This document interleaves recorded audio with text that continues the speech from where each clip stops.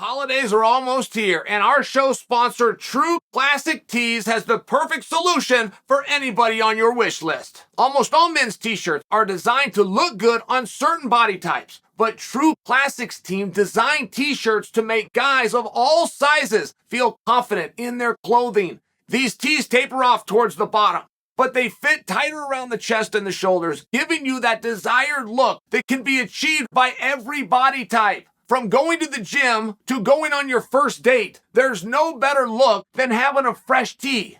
Worried about sizing? True Classic leaves no man behind.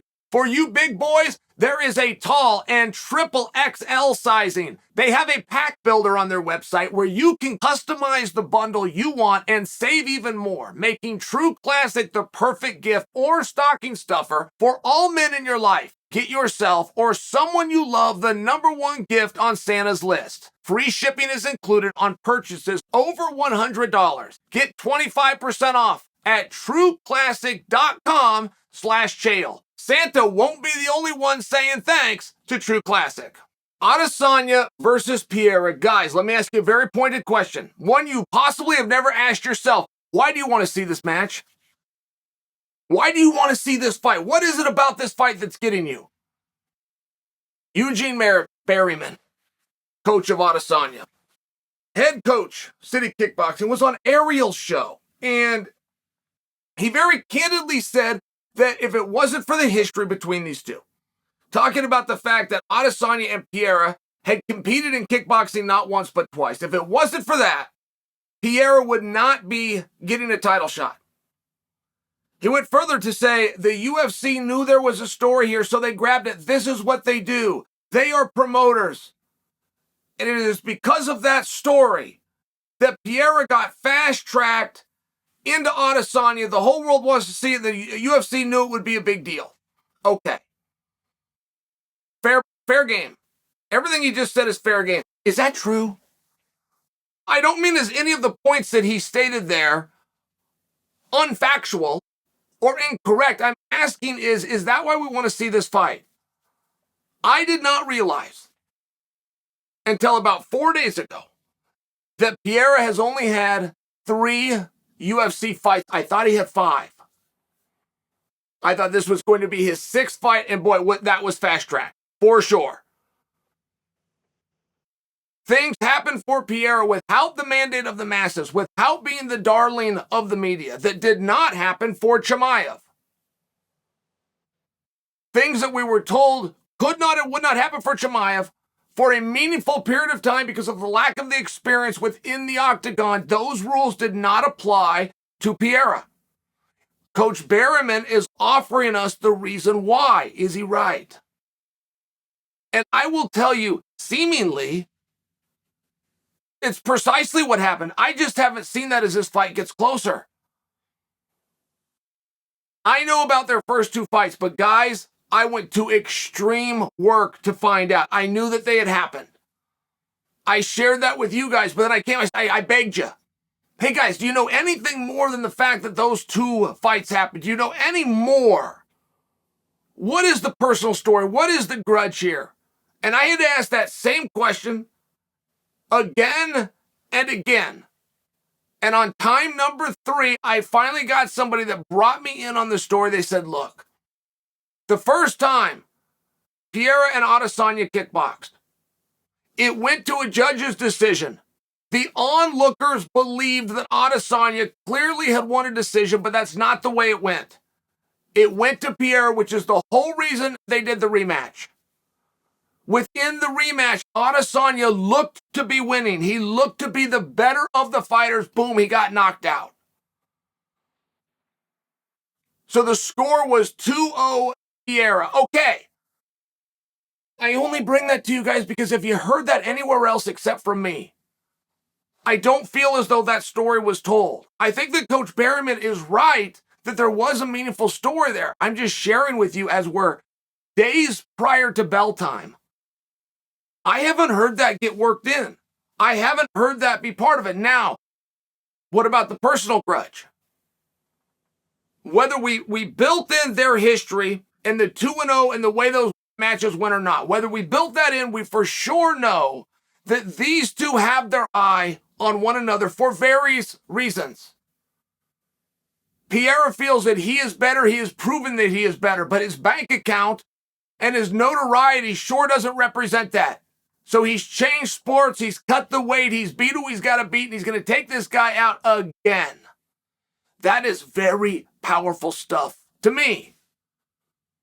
A back and forth and the personal beef when this guy had a microphone and this guy had it, they said something to each other. I mean, I live within that all the time. I'll take it over not having it. Or maybe they came face to face and they were yelling at each other and they sent out some tweets in the meantime that were captivating and were nasty in spirit. Like, I'll take that for sure over nothing. But this appears to be a lot more authentic. It appears to be a lot more real. And then you have Adesanya coming in and making it very clear, this is the guy that keeps me up at night.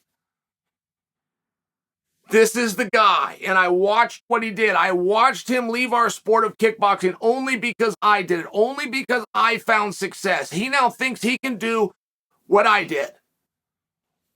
And he didn't just come over and take those ideas he learned from me and apply them elsewhere, possibly meaning a different weight class, a different division. He decided to come right after mine and try to take it from me again, and it's not going to happen. I mean, that stuff is compelling because it's not just words. That's real and that's real emotion. I feel as though this is a big fight. I am really counting it down. But is Coach Berryman correct, right? You get so close to the trees, you miss the forest. Is he right that this is a massive fight? Oh, and moreover, to his contention, it's a massive fight because they have a history. And the reason I ask you guys that question is I have not seen that be a built-in part to the promotion of this match. I think that it should be.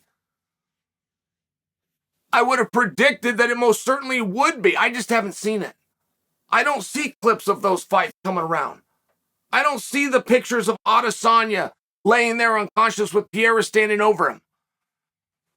I haven't seen interviews and clips from the judges, part of that first night that apparently ended in controversy, or the promoter who rebooked the match, or an audience member that was live in attendance.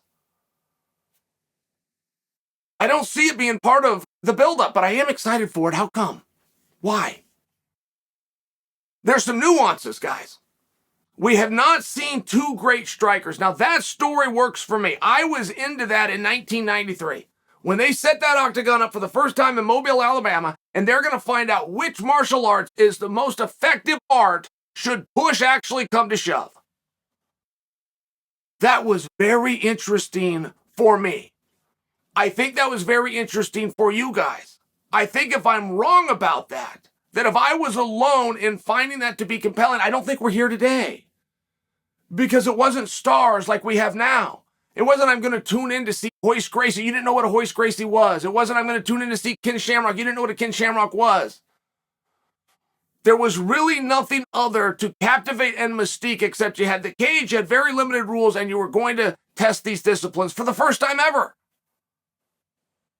And the only reason I even have to question and ask you directly, did you find that interesting? The only reason I have to do this because we don't do that now. Do we not do that now because that isn't interesting to anybody other than me? Or do we not do that now because that's a game that you can only play so many times and then you have to move on? And we matched up those arts and we proved the point and the disciplines and we evolved and it's not an option to do now. Because I feel as though it's going to be played out. I don't want you guys to miss it. I'm going to learn something when these guys fight. The two greatest stand-up fighters in a very difficult division at the same time that have a past. I believe we're going to see a stand-up fight under the unified rules. I'm very confident in that. But what does that look like?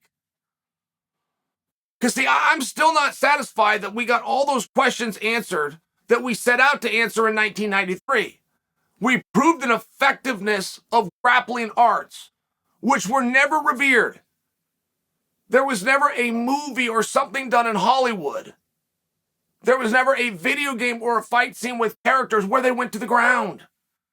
It was all about stand up, boom, boom, block, kick here, duck the pitcher of beer, come over the top, break the pool cue, but you always stayed on your feet.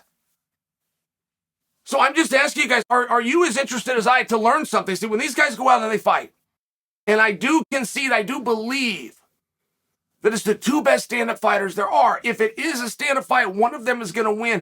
I'm going to want to know how many kicks were thrown. I'm going to want to know specifically, did the winner throw more kicks? Of those kicks, were they leg kicks? Were they body kicks? Were they head kicks? I want to know if the winner, as he was throwing hands, if it was boxing, if it was more pugilistic, that tells the story of this contest. Is it the jab that every boxing enthusiast will tell us is missing in MMA? Anyone that ever watches boxing that comes in, they're going to tell you the power of the jab. They're going to be stunned that MMA guys don't throw the jab. Is that jab going to the head? Is that jab going to the body? I'm still not satisfied that I got all the questions that we set out to answer in 1993. I'm not satisfied they're here. And I think we're going to have, from the stand-up arts, is it going to be the dynamic attacks? Is it going to be the dynamic attacks of Adesanya? Is he going to hit him with a wheel kick? Is he going to hit him with a spinning anything? Is he going to have to buckle down? And this is nuts and bolts. I hit you, you don't hit me. You step this way, I cut off the cage. All of the basics. I'm just asking the question. I don't have the answers. But that's one part of this match that is very compelling for me. I was blown away when I found out that Pereira had only been in the UFC 3 times. I was blown away. I was blown away when I found out that Pereira had never headlined an event. I was blown away when I found out that Pereira has never even co-main an event. And he's fighting for a world championship at a sold-out Madison Square Garden. There's something there to study. Great job, Pereira. I'm not satisfied. The why is because they had a history in kickboxing and the world is clamoring to see it. I'm not. I don't believe the kickboxing world is clamoring to see it. I don't believe the kickboxing world has stepped forward and been proud that 2 of their guys have risen to this level. And I just want to know, for you as a fan, if you feel like I do and you're excited and there's something big here, if you had to define what that is, if you had to define why you wanted to see this fight, why this is special, and why that's getting that emotion from you, could you please tell me?